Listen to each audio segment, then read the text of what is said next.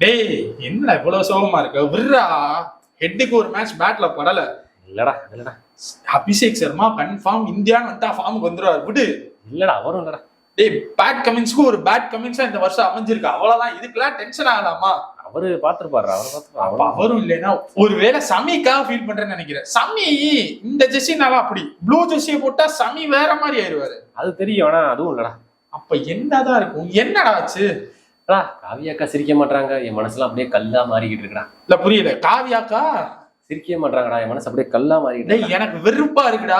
ஏன்டா எஸ்ஆர்எச் அங்க அவ்வளவு இதா விளையாண்டுகிட்டு இருக்காங்க, நான் இதா இருக்கேன்.